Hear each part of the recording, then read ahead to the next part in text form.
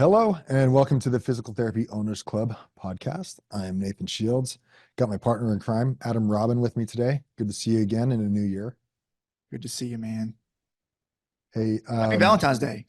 oh, it is Valentine's Day today as we were recording, Yeah, huh? man. The day of love, man. Yeah, totally forgot about it until yesterday. So I've got some catching up to do. Me too. Right.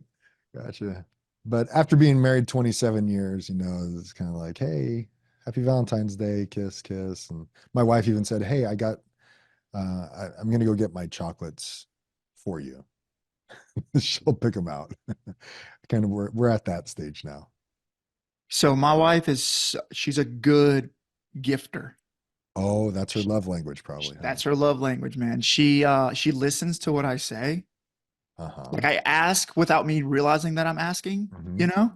And like I like to work out and Yeah. I've got a little gym in my garage. And the other day I was like, well, probably a month ago, I said, I kind of need some new dumbbells. And she bought me some new dumbbells for Valentine's Lo Day. and behold, here we go. Walked in the garage, there they were, sitting right there with a little card. I mean, how do you That's not love awesome. that? That's Yeah, awesome. that is pretty cool. Yeah. Super cool, man. All right. Well, good to get back together. We just had an episode a few weeks ago that got posted on the podcast, um, where we talked about how to plan out for the next year. Our strategic planning session, we broke that down so everyone can look at that, go back a few episodes and check that out. But today we're going to talk about, well, I brought up this idea to Adam that maybe we talk about what he's learned from opening his clinics. So at this current stage, Adam, you've just opened your third clinic? Just open number three. Yeah.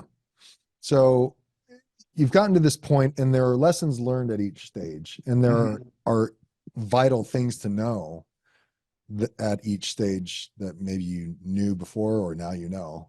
And I thought maybe it'd be cool to just talk about what you've learned along the way. And of course, I'll share my insights as well as I open multiple clinics too. Um, but let's start from 0 to 1 and we kind of work our way up. I know opening a third clinic is fresh in your mind, but I don't want to work my way backwards and I don't want to get too confused. But let's go back to 0 to 1. You opened up a clinic a number of years ago. Well, you bought into a clinic, but going into Yeah. that experience, and I can share my experience because I didn't buy into one. I made it from scratch, but um, talk to me a little bit about what you learned going into that first clinic that you wish you Yeah. knew now. Well, I actually opened number one with a partner. Right. So I learned a lot about partnerships.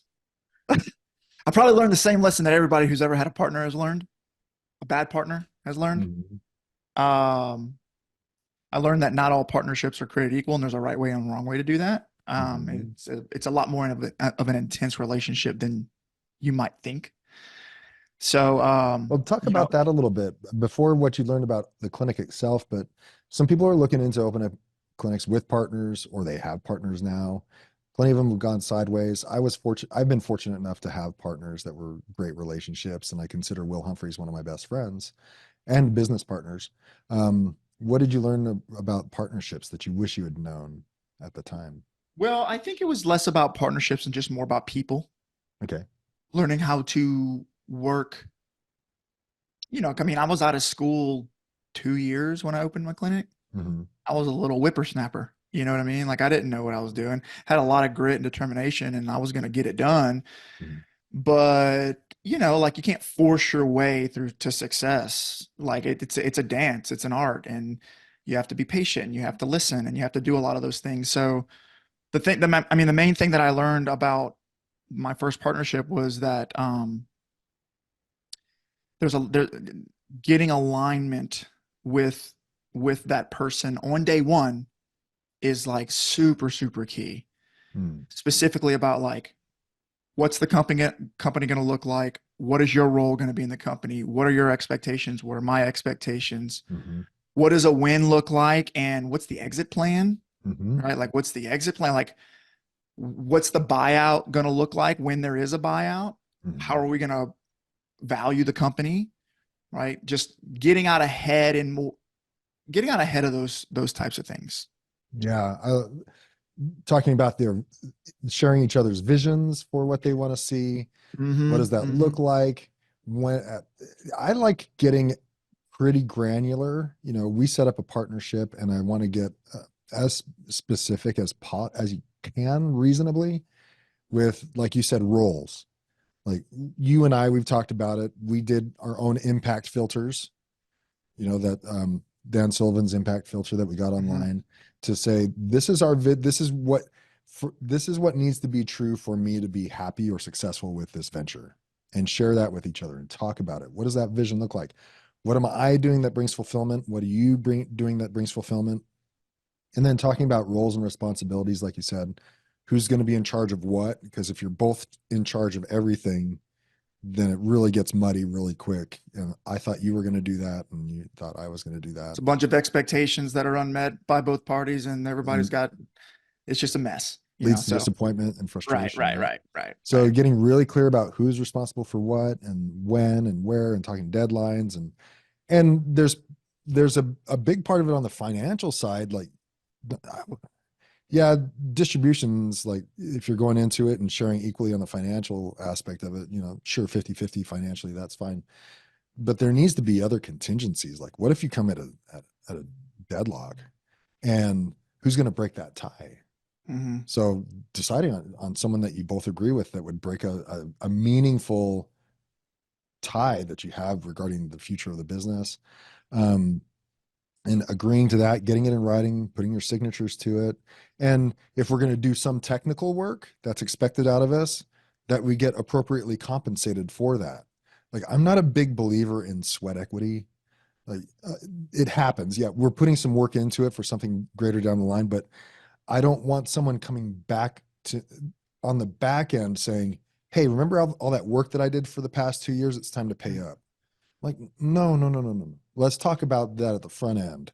Right, Like, right, right, right, right. if you're gonna do something for free, we're gonna agree that you're doing it for free, or we're both agreeing that you're doing this work now so that you can get we can get an equal distribution later on. And if it's not worthy of an equal distribution later on, then let's pay you by the hour for that technical work that you did or anything.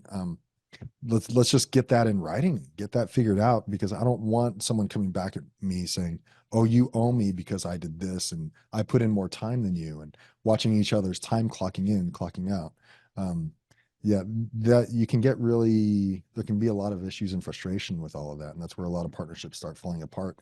And I think it probably starts because of that lack of communication, and then they just gradually do less and less communicating to the point where that I know there's plenty of partnerships out there that just don't talk to each other, Mm-hmm. Mm-hmm.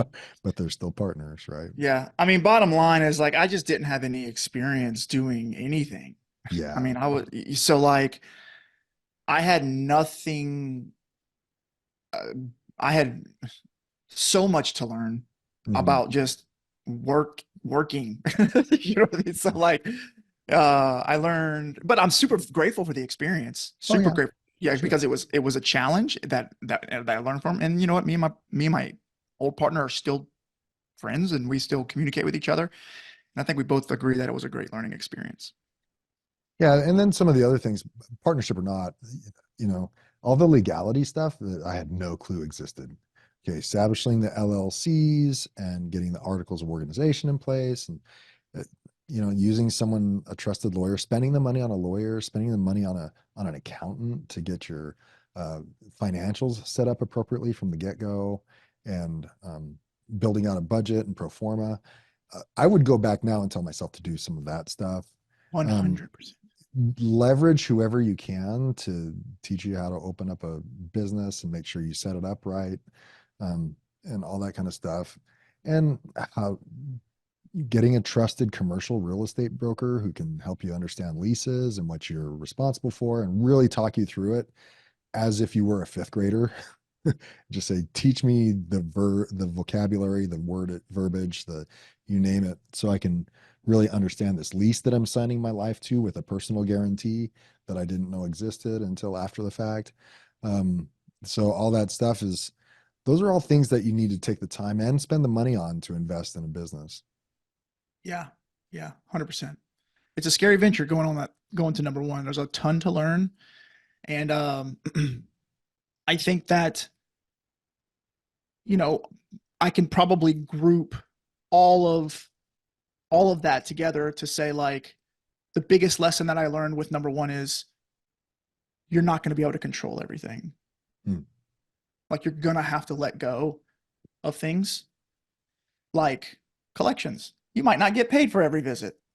Like that's a hard thing to freaking learn, you know, like you Right. might not get a referral. You might not, phone might not ring. You know, you might not be able to find a PT. You know, your partner might not do their job. You know, you might fail. So like there's a lot of things you're going to have to learn to be okay with not controlling everything Yeah, about. some of that's just like a learning tax, right? When you open up a clinic. Mhm. Yeah, I mean, I would highly recommend you outsource your credentialing. At Yeah. the very beginning, I'd actually highly recommend you find a quality biller instead of learning it on the ropes. That's just tough to do that for a new owner, and it could be a real distraction. When your most important thing when you open that first clinic is to get patients in the door. You don't want to be worrying about collections. You don't want to be worrying about credentialing. You should be out marketing, marketing, marketing. And then when you have some extra time, do some more marketing. Do some more marketing, build some You know, relationships. build relationships, get out there and work hard to get patients in the it's all about quantity at the very beginning, right? Mhm. And so getting that sped up helps out a ton when you offload to third parties initially. Uh, but and this is a kudos to you. I know you got some coaching with me pretty early on into your ownership, and I know we're going to recommend coaching. How soon would you recommend? Did you? Well, I'll put it this way. Do you think you got coaching early enough, or should you have gotten coaching earlier than you did? That's a great question. I I think that I don't think that it's too soon, ever too soon. Um, I think that, you know, like as soon as you're 30 days out from opening or so, and you're looking to put together some marketing material and some things like that, like it's probably appropriate for you to start considering working with a coach or some type of mentor. Um, it's a lot, man. It's a lot to learn. It's a lot to learn. And the thing that a coach like you provided me was direction, was just direction and clarity on, hey, just take this one step. This is the right step. It's going to be fine. Just take that step and you can trust it's going to be fine. And then I could take a step. But what happens is when you're that brand new owner and you've got a lot of grit and determination with not a lot of direction, you're just like, you're running around crazy. You're not sure what the priority is. It's all overwhelming. It's like billing, collections, hiring, firing, taxes, payroll. The printer's not working, patients. And you're like, I don't know. My head's about to explode. Right. Mm-hmm. And, Right. and and it's a super stressful time when you don't have a lot of clear direction, especially someone like me who was so young. I out of school, I was only 2 years out of school. I didn't really have a whole lot of experience. I wasn't a clinical director for 5 years before I opened a clinic. You know, I was doing Right. home health. You know, so You didn't know uh, your KPIs. You I didn't didn't know know KPIs. I didn't know you like didn't know what's a what a unit. KPI was. What's a unit? You know, like lot of things to figure out. So Yeah. yeah. Yeah, and we have a few members of the coaching program that are like brand spanking new.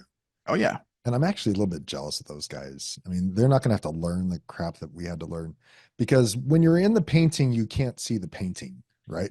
Yes. And so a coach, I totally understand exactly what you're saying. exactly. So the coach can say, "Hey, don't worry about that right now. Just focus over here. This is what you need to Yeah. do." Yeah. So like I'm gonna just call out Zach Randolph right now. He's gonna watch this. He's one of them, killing it. I mean, the guy doesn't realize what he's doing. Like it's Brand just new owner and just it's crushing numbers, incredible. It's right? incredible. He's been open for like 2 months. He's got 140 visits on the schedule, you know? Jeez, come on. And he's like, man, you know, he comes to the call and he's like, Man, everybody just kind of does. Everybody comes to work and they're kind of just doing what they're supposed to do. Like, I don't really need to worry about systems, and I'm like, he's like, yeah, like when you told me to ask everybody to start writing things down, they just started writing their own things down and they just started kind of doing their thing. I'm like, exactly. Right? It's Yeah, like, that's amazing. Like, you've got people on your team actually writing down their job descriptions. right, That's why it's working. Right. right. And so, like, that disconnect of like, he doesn't have that experience of like going through all that pain and agony. It just Yeah, like it's happening so naturally for him, which I'm so excited for him. that's so cool. Well, Yeah. and that's a good transition point because after you get established and you start seeing some patients, then um, this is my opinion, but for most owners, they get distracted with patient care. Oh yeah.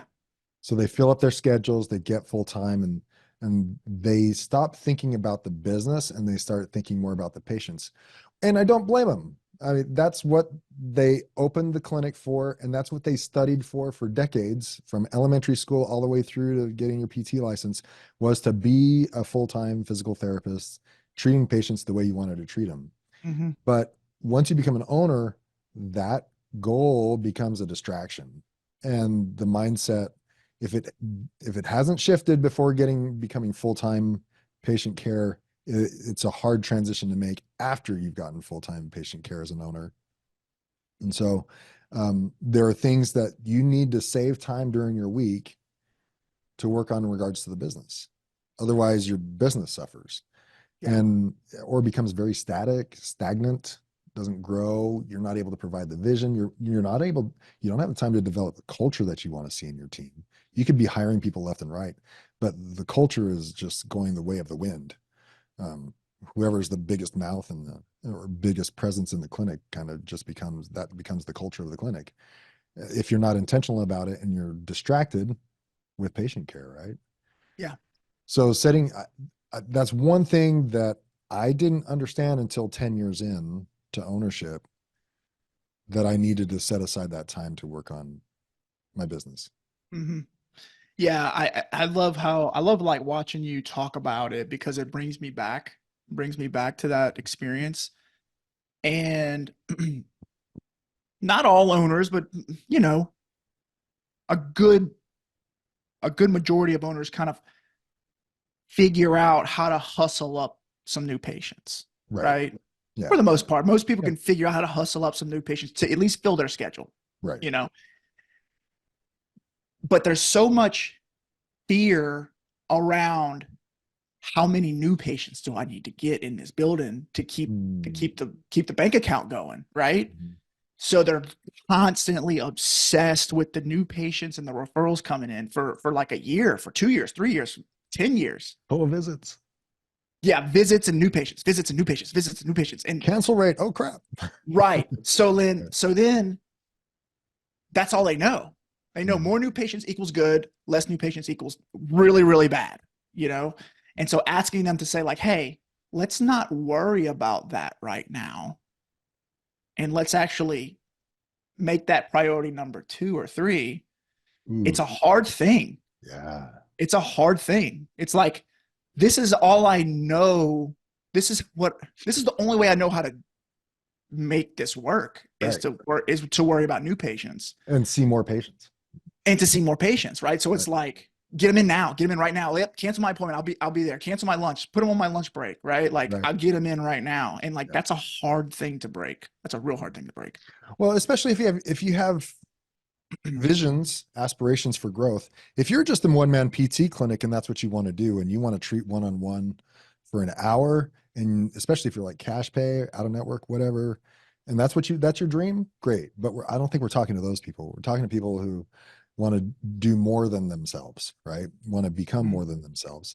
And so that and I think what we're transitioning into right here is that time is necessary not only to work on your current business, and that's clinic number one, and make sure it's humming, right? But it's absolutely necessary to get your clinic humming to even consider number two. Oh, yes. So working on your business and making sure that's humming. And when I say humming, written out policies and procedures, right? And I opened up clinic number 2 without these things, right? Hmm. And yeah, it went fine because I had an awesome partner in Will Humphreys, and he took it upon himself to run that clinic as if it was his own. But he could tell you that he was not fully supported by me at that Hmm. time because I didn't have any policies, systems, and procedures in place. I gave him the software that he needed, and um, but that's probably about it. We talked every few weeks, maybe. Here's the key to the building. Yeah, here's the keys. Good luck. Good So, luck. and like threw the keys in there and closed the door behind me. Good luck. So Yeah. yeah, but he ran it like that, and I'm very fortunate that he did. But going back and telling myself what I could have and should have done better, policies and procedures in place that are running the front office, that run how we treat patients, how we bill, how we schedule, you name it, having the billing collections dialed in. And the first clinic, ideally, that first clinic is running at 80 to 85% capacity before you look at that, before you even consider that second clinic. And when we say capacity, I've shared it a number of times on the podcast, but I'll share it again. And that is 10% of your square footage should be is your max capacity. And this is true for most demographics. They like outrun this by a mile in like downtown New York City. But 10% of your square footage is your max visit capacity per week. So if you have a 2,000 square foot office, 200 visits per week Hmm. is about your max capacity. Are you seeing about that in Mississippi? Yeah. Yeah. So you'd say, and so that's your max capacity. That's 100% capacity.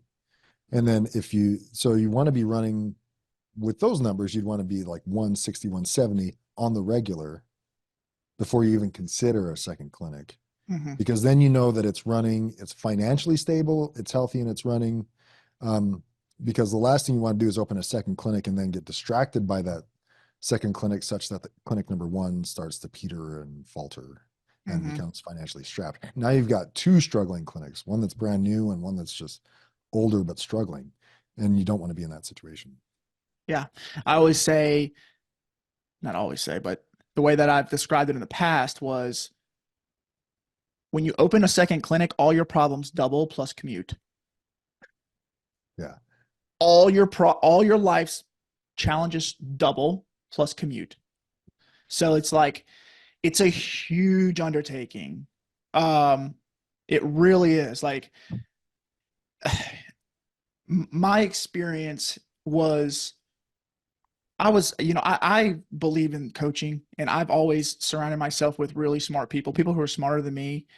And I was fortunate enough to like gear up as good as I felt like I could to get into number 2. Like I had policies and procedures, I had my stats, all of the stats throughout the entire company, Mhm. systems. I had my clinical director role built out, all my training built out. That person was seated, performing in her position. I had a recruiting machine running. I had all of those things. Front desk position was dialed in. Right. Everything was dialed in. And I basically built up the operational capacity as if I had 2 clinics, but I was only running 1. Like I had my VAs in the background running.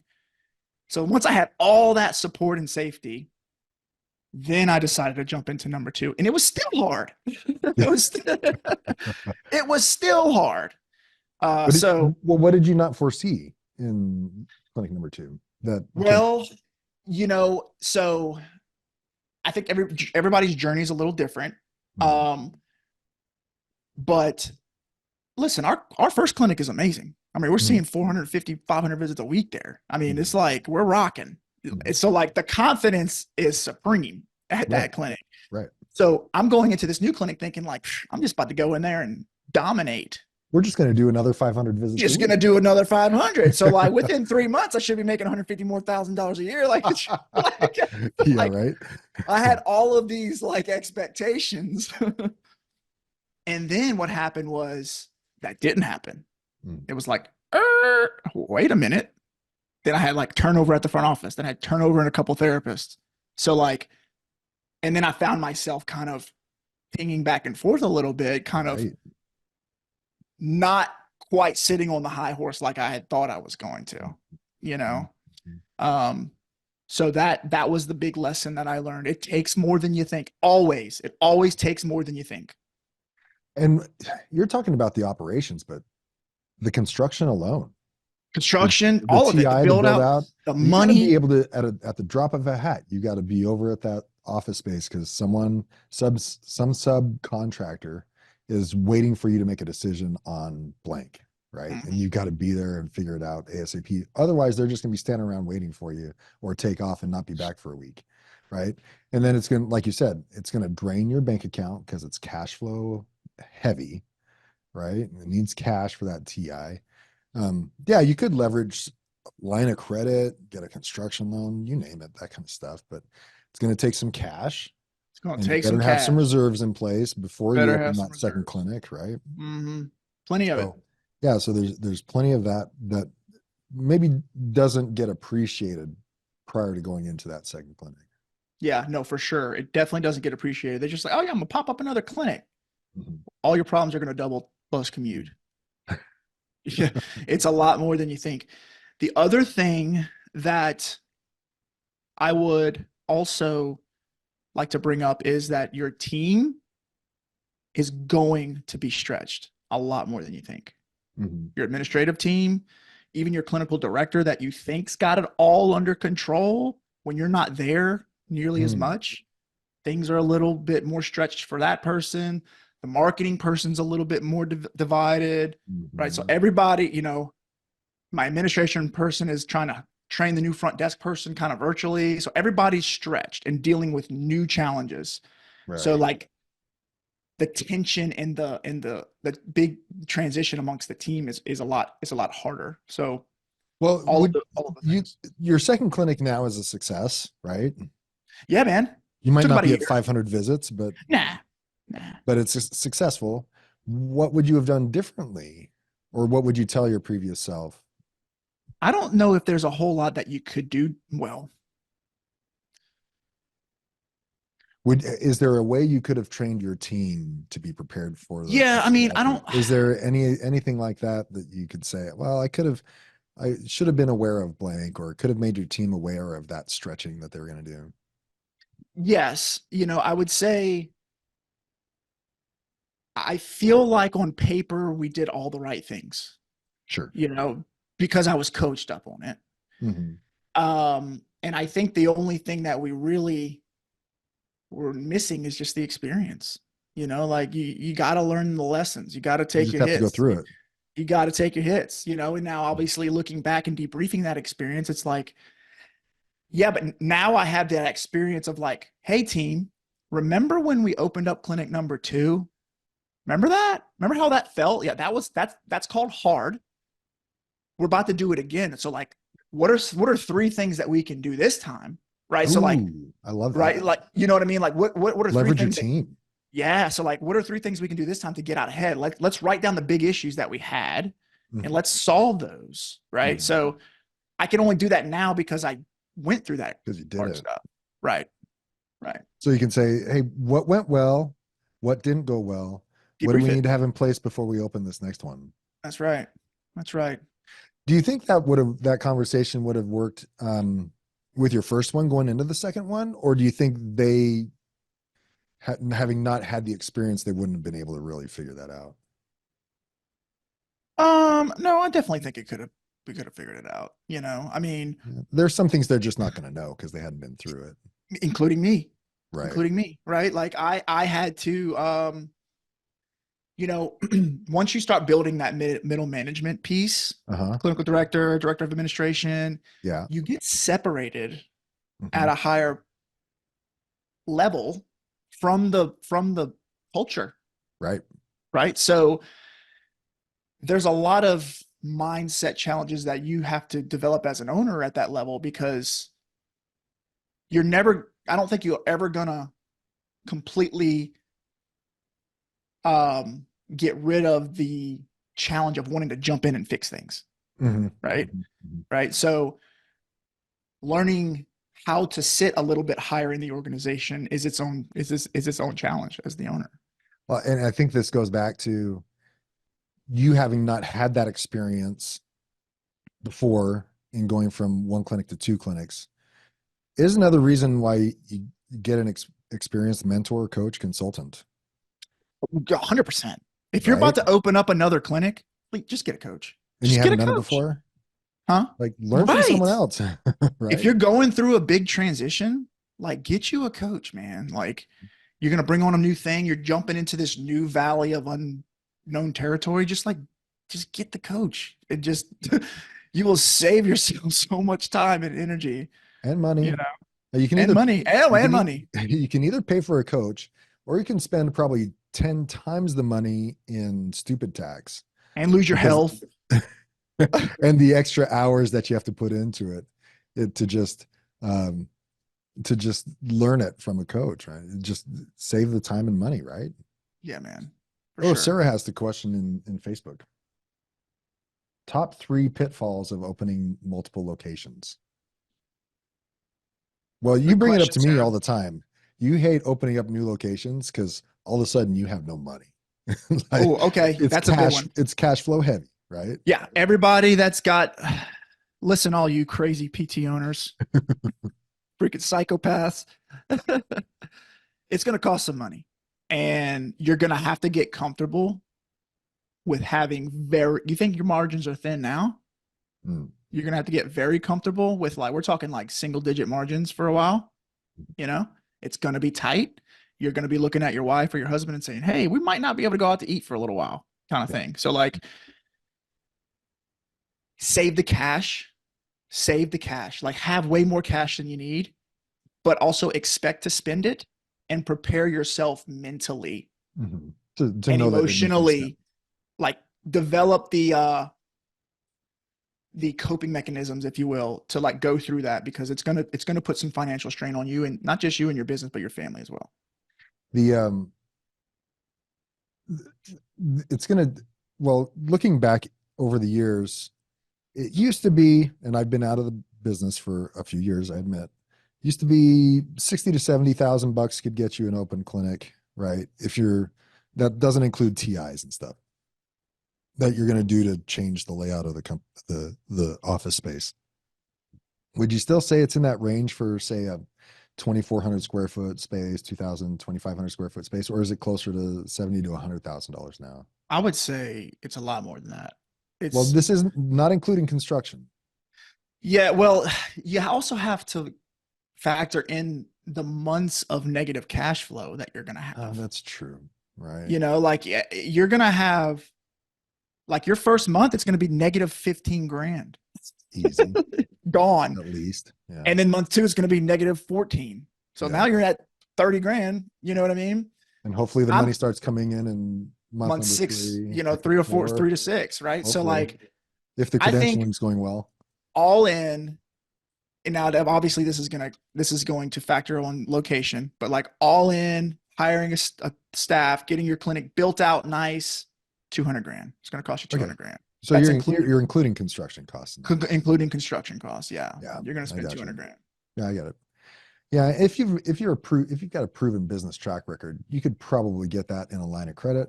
I'm not sure if Sure. you want to use a line of credit considering the interest rates, but they are there. Maybe you can get some kind of construction loan for the TI. I don't know. I can't really speak to that experience, but that's one pitfall.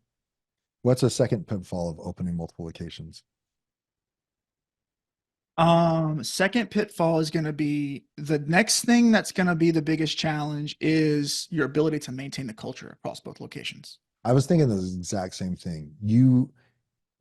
Your physical presence was so Yeah. much of the culture in clinic number one that without you being physically present, can the culture and the systems and processes run on their own without you being physically present? And that's a real challenge.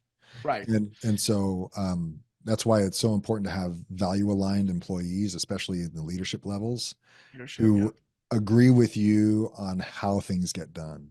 Yeah. I think the biggest mistake you could make is just pick a productive therapist and make them the clinical director just because they're productive, Yeah.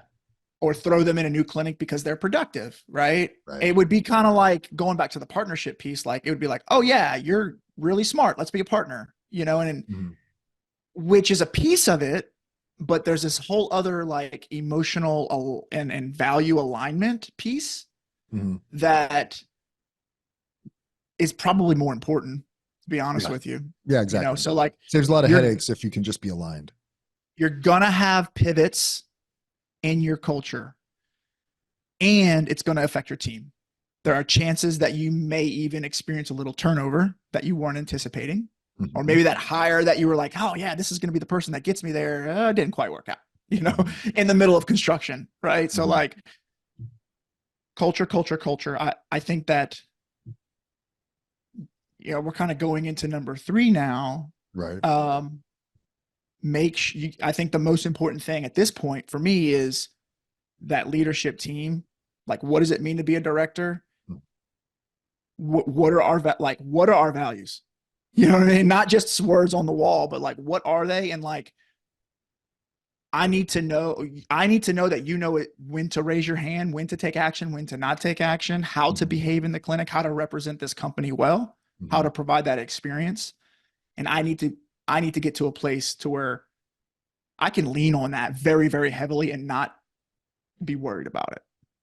I think that speaks to a third pitfall. And so I'm not transitioning to a different topic entirely, but I would say a third pitfall. It's a it's a it's a quote that you put in our Slack channel with the coaching group earlier this week, but it's the people who got you here are not the same people that will get you there. Perfect, So perfect. if you are in clinic number one thinking, I've got this front desk person, they're going to be with me forever. I'll move them up into middle management. We've got this family, and it truly becomes that first clinic becomes like a family, right? It's Mm-hmm. really, but those same people, you're going to have some people fall away. They just can't handle the added responsibility if they're moved up into leadership. It gets hard, man. They can't handle, they honestly, some of them can't handle you not being present all the time and you being and having that direct link to you. When you put someone between that front desk person and you, when you started off, it was just you and that front desk person. And now you put a middle manager between the two of them, and that front desk person thinks they can go around the manager and just text you directly. And you have to say, talk to your supervisor. Ooh, they Or don't like it. they don't get along. Maybe it's a different vibe, right? It's a Like different, you're a visionary, they're you're an going to lose some of integrator. those So people like as you grow. you gotta be like, okay, wait a minute, she's an integrator, and you gotta like, but that's good. Like, see how it's different. You gotta like handle all those things You've and got to like bring. handle, but also be ready to let go of some of those Oh, people for sure. For what? because they're not going to get it. And to go from a mom and pop, and this is exactly what you're doing. You're going from a mom and pop to an enterprise that, and some people can't handle that going from mom and pop to enterprise. That's And right. you're just going to lose some people along the way, unfortunately. Yeah. So Sarah's a rock star, by the way. Her and I have been chatting a little bit in the DMs. She's killing it. She's doing Oh, great. that's cool. We need to get her on, learn her story one day. But Yeah. yeah. So we talked about money. We talked about culture and Yeah. leadership. Mhm. I think the third. Well, that's where I was saying the third is you just understand you're going to lose some people. Yeah. Yeah. Like, Unless you had another one that you wanted to add. yeah, no, I think that's a good piece. I can talk a little bit more about that. Losing people. I think you should always have a plan for everybody to quit. Like, Mhm. like once a quarter, like really build your team out and just kind of like, or you can even delegate to this to your leadership team. It's like, okay, what if Billy quits? What are you gonna do? Boom, boom, boom. Okay, what if Joe quits? What are you gonna do? Boom, boom, boom. Like have it ready because it's gonna happen, Yeah. right? It's Life going to happen, happens. Yeah. and you want to just be able to press play on that and move forward as opposed to like it all the pieces coming down, all the tower coming down. When you get to your level, you've created this, you're already living in it, but you have to have built and maintain systems that are running in spite of you, Yeah, right? So when you're clinic number one, it's all you all the time spinning all the plates.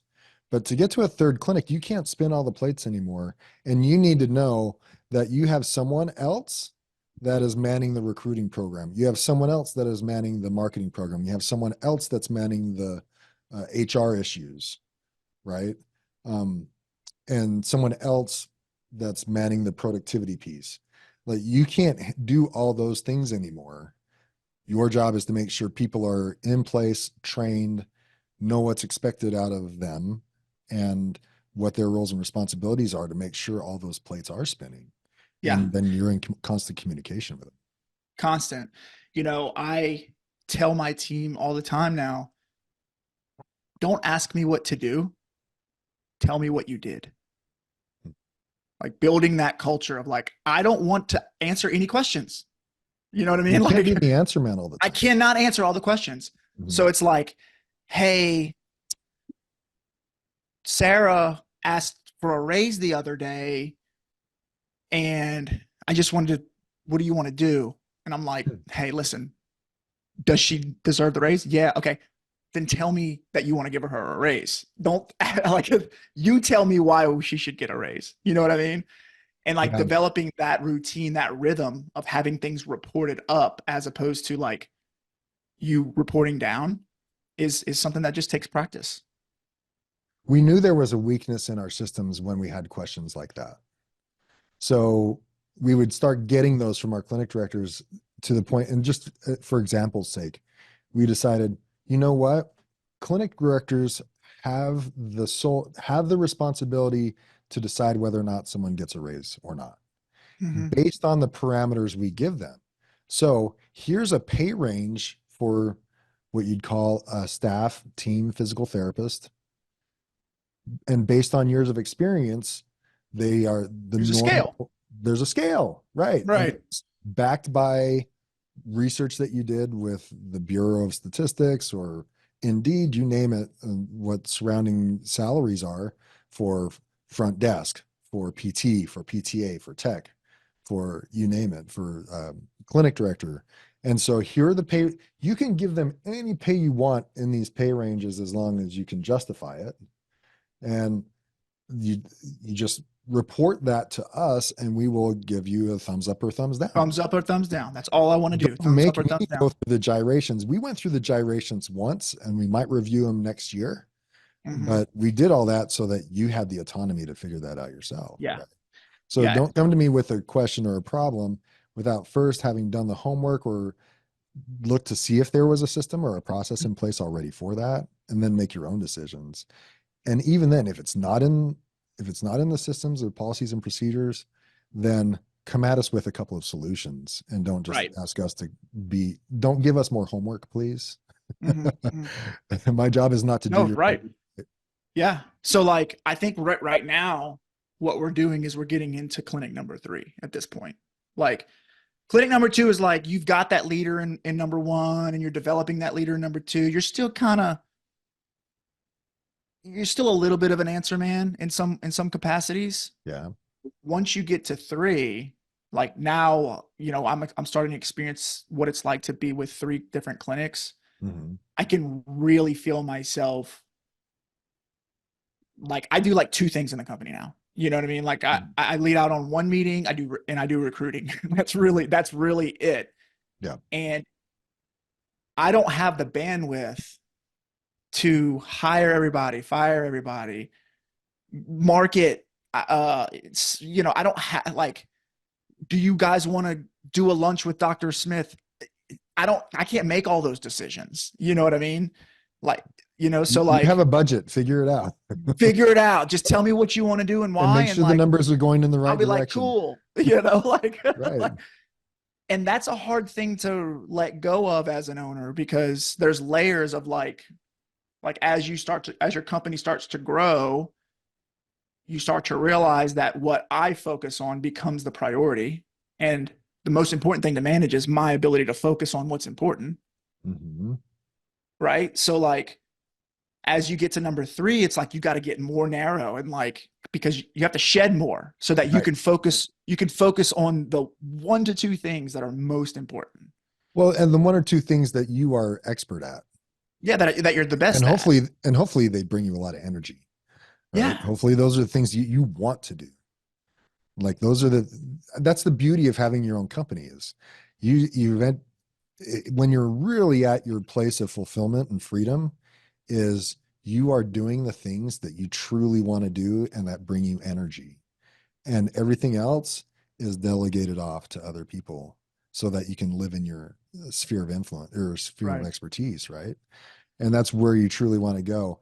It's hard to do that until you get to such a size. You could have it in one clinic, and if you had one clinic and 20 providers in that huge location, yeah, you can get to that point. Hmm. Most people can't do that. So you'll see that in terms of number of clinics. Once you get to a certain number of clinics, for you to be for you to optimize your time and your energies, you really have to start focusing exactly like you talked about, right? Yeah, you got to niche down, man. You got to niche down.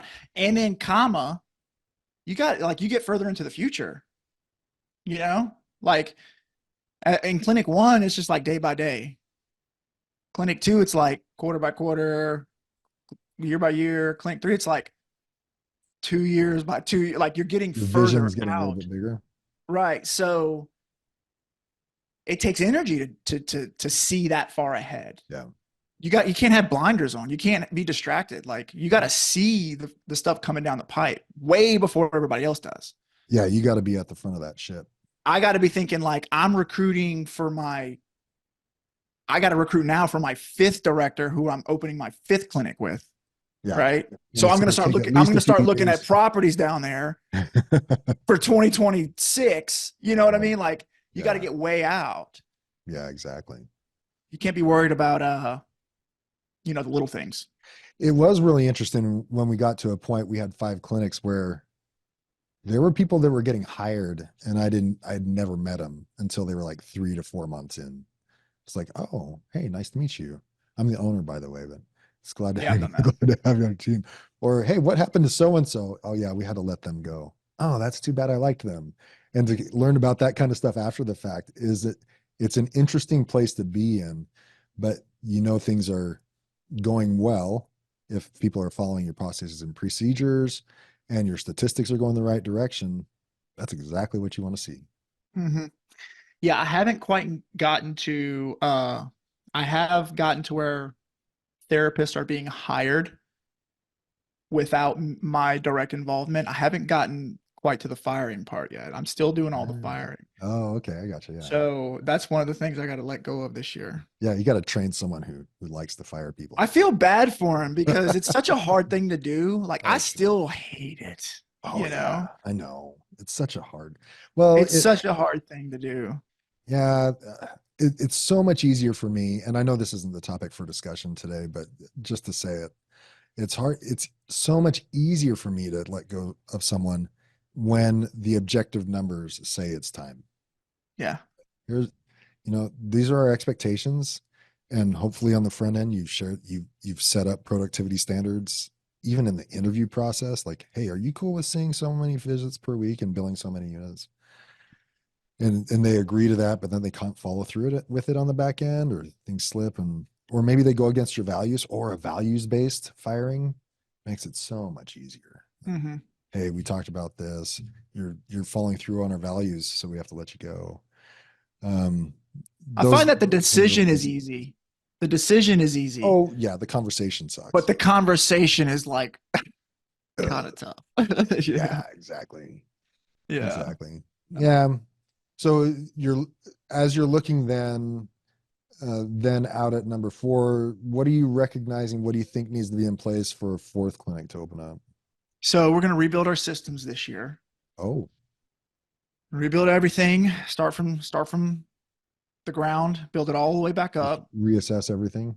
reassess every system we have. That's priority number one. We're also going to implement a few cash pay things in the clinic and make sure our profit margins can withstand some of the changes, Medicare Sure. cuts and whatnot. We're going to add some cash pay services. We're also looking into some improved automation, particularly in the front desk and with documentation with Nice. Comprehend PT. Ooh, yeah. Yeah, yeah, I Awesome. like them. I like them guys. So Jake's we're looking cool. at making things better and more efficient throughout the company. Mhm. And then the next thing that I'm the recruiter. Right. I'm good at it. I like it. I like the marketing and sales piece. I like the chase. So I have to get rid of that. I have to figure out a way to like build out a full blown Marketer. recruiting recruiting Recruiter. I'm sorry, program. recruiter. Yes. And not just that, but like a sales interview process with all of our Mm-hmm. directors. Like I Hmm. got to build that out this year, and then I don't know what I'll be doing after that, but that's what I got to do. Yeah, I got it. Man, this sounds like a lot of work. Nah, It's what you signed up for. dude. And it's like you got good people around you, and you start building out those trainings, and you once you build one out and build two out, and they're all the same. You, you, Mhm. you just kind of change up the template. And what I found is those trainings don't have to be perfect. Mhm. They shouldn't be. They should be they should be guidelines with there's some objectivity to it, but like Right. as long as you can give people the vision with the product, with tools to get there and their value aligned, Mm. it really just comes down to like plugging the right person into that seat, Right. and they're gonna make it better than you did. Do You you know? find more fulfillment with what you're doing now than what you did with clinic number one at the very beginning? Oh my God, yes. Yeah. Yeah. Did you ever, well, you always had that vision for yourself that you were going to be a business owner, a clinic owner of multiple clinics, right? Hmm. Even before you opened your first? Yeah. Even when I was in school, Yeah. when I I was in think I PT felt the school. same, but I had no idea what I would have to learn in order to get there. Like I thought my vision was I'm going to be treating full time and there's going to be other physical therapists also treating full time, not thinking about the multiple clinic aspect, right? And what I found was as I started doing more of the business stuff, setting aside time to work on the business instead of treating, I started to find myself really enjoying and loving the business side of things. And that really took the place of the joy that I had in treating patients. Yeah. You see the same thing? Yeah. I do mistreating patients at times. I don't miss the documentation. I can tell you that much. I don't miss treating patients. I miss I miss the The I miss the interaction, connection. Yeah, the the interaction. socializing, getting in Yeah, and I miss the like, there, like just making them feel good and like getting that trust, and then they refer you people and you make them feel good. And I getting big miss that. wins. I miss that piece, but I still do that. I just do it with my team and like the people I'm recruiting. Yeah, So it's totally. the same game. It's just pointed in a different direction. Yeah, I get it. I get it. Um, I Yeah. do find myself, unfortunately, sitting behind a computer a little bit more than I would like to. Oh, true. Sometimes I'm like, man, I just need to get out of here or get out of this room. Yeah, I get it. But Cool. there's there's seasons of. I can tell you the thing that doesn't change is it's always going to be hard. You're always going to be learning something new that is going to demand something new from you, and it's always going to be harder than you think it is. Mhm. So just settle in. It's kind of You know what what you I mean? signed up for when you opened up Settle your in. company. This is what business is all about, right? Yeah. Yeah. Yeah. Yeah. Cool, man. Well, thanks for sharing your experience. It was For cool. sure, brother. Back For sure, down brother. lane a little bit. Yeah. Yeah. Yeah. I'm excited. I'm excited about this year. I'm excited about what we're doing with PTO Club as well. Hmm. We got some man, I tell you what, we had a group call today. Just fired up. Everybody's winning. Everybody's gearing up for February and going into the end of Q1. And if you have any desire to grow your clinic significantly this year, and you need any help, any tips, tricks, please let me know. Shoot me a message. Happy to jump on a call with you, or just conversate in the DMs, or connect you with somebody who can help you. Right. That's what I do. Hmm. Cool, man. Well, Adam at ptoclub.com, Nathan at ptoclub.com. Don't feel or don't be afraid to reach out to us. We love talking to you about your business. Thanks for joining me today, dude. Sounds good, brother. Have a great evening. All right, you too. Peace out.